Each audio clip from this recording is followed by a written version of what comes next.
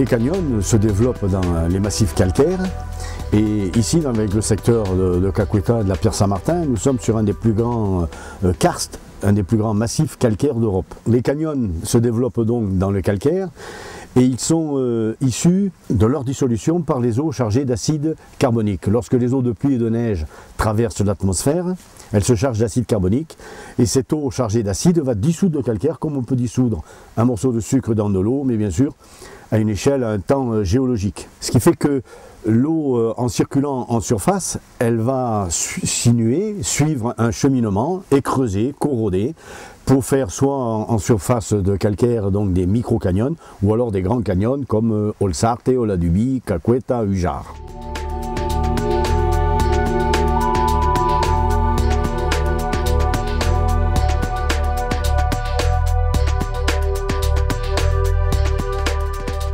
Les canyons se situent donc sur les communes de Soule, de Haute-Soule, hein, sur Saint-Angras. À Saint-Angras, il y a le ravin d'Arpidia, canyon de Eujare, Caqueta, et sur la commune de Larro, Olsarte, Oladubi. Et après, il y a des petits canyons. Donc, sur les départs, ce sont les départs des vallées, en fait, qui rejoignent, pour la plupart, d'ici, dans le coin où nous sommes, le gave de Saint-Angras, Uaïtsa.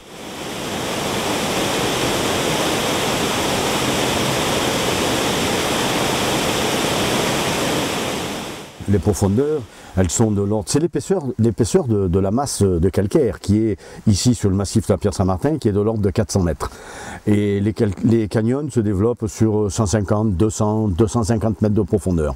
Dès que l'eau atteint le socle primaire, un socle primaire qui date de 480 millions d'années et qui est un calcaire aussi, qui est beaucoup plus dur et que l'eau chargée d'acide n'attaque pas, eh bien l'eau va couler sur ce socle primaire. Ce qui fait que l'eau n'ira pas plus bas. Elle sortira bien sûr au niveau des vallées, ou lorsqu'elle a pénétré dans des gouffres, dans des grottes, elle va sortir au niveau des résurgences. Donc la longueur des canyons, c'est de l'ordre de 2, 5, 3, 4 km, pas plus.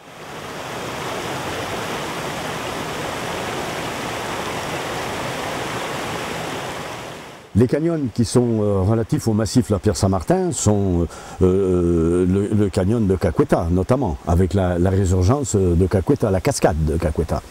Et d'ailleurs, Édouard Alfred Martel, lorsqu'il avait pris connaissance de l'existence de ces canyons, avait été très intéressé par cette résurgence de la cascade de Caqueta.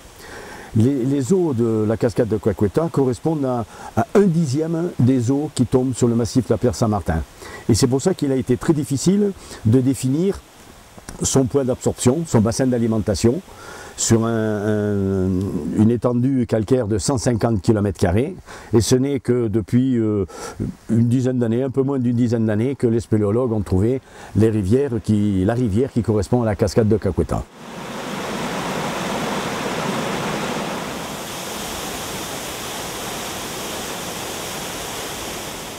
Le premier découvreur, c'est donc, si vous voulez, il y avait Édouard Alfred Martel, hein, qui est un des précurseurs de la spéléo, qui était un géographe, et qui s'est intéressé bien sûr aux karstes, aux zones calcaires d'altitude, et notamment à tous ces canyons du secteur ici.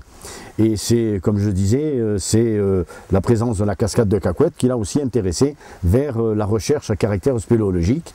Elle a été suivie en cela par Max Cosinz, hein, j'ai d'ailleurs des courriers originaux de Édouard Alfred Martel à Max Cosinz et à Norbert Castoret, pour indiquer où il dit carrément à Norbert Castoret, je connais un tel et il serait bon que vous puissiez continuer la recherche, la prospection pour trouver les bassins d'alimentation qui correspondent aux rivières souterraines qui passent certainement dans le secteur. Et c'est ainsi que Cosinz, bien avant la guerre, avec Castoret, ont commencé à faire la prospection sur le massif de la Pierre Saint-Martin.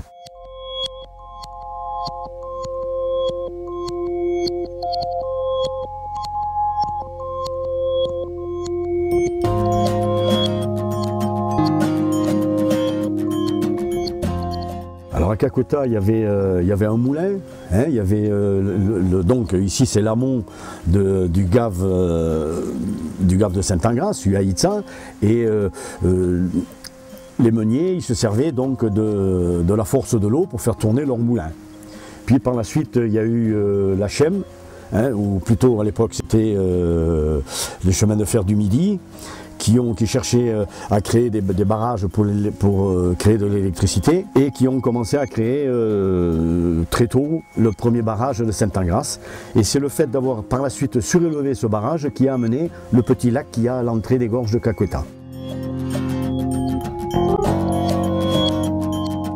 Alors Caqueta, initialement c'était la maison Bouchette, hein, Sauveur Bouchette, qui avait les concessions des gorges de Caqueta et Olsarte, et qu'il avait rétrocédé, je ne sais plus trop de quelle manière d'ailleurs, à la commune de Sainte-Engrâce. Et déjà Sauveur Bouchette et Max Cousins avaient l'idée, d'ailleurs ils avaient acheté des barques, ils avaient fait faire des barques pour commencer à faire des visites sur barque, par endroits où c'était possible. Et par la suite, donc, la commune de Sainte-Engrâce a vu qu'il y avait un intérêt et qu'il y avait une potentialité touristique évidente, d'où l'aménagement des gorges de Caqueta.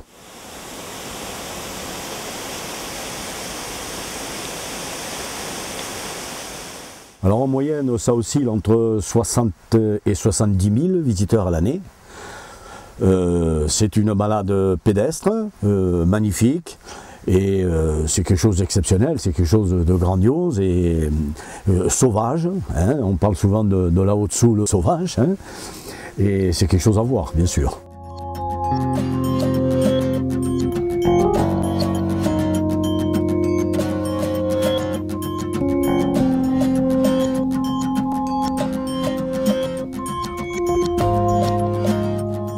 Sur la commune de Larot. Olsarte, c'est un grand canyon avec une branche en Y. L'ensemble de ces deux canyons s'appelle Olsarte et il y a une partie qui s'appelle Oladubi. Et la passerelle d'Olsarte, elle est en fait sur le canyon d'Oladubi. Donc il y a 146 mètres de verticale absolue et elle a été créée, cette passerelle a été créée pour les exploitations forestières. Et d'ailleurs à l'époque les mules qui passaient sur la passerelle, parce que c'est un pont suspendu, un pont de singe comme on dit, les mules qui passaient sur cette passerelle, ils étaient obligés de leur masquer les yeux, tellement elles avaient peur, parce qu'on voyait à travers les planches, on voyait le fin fond du canyon. Alors déjà pour les humains c'est impressionnant, mais une brave mule encore plus.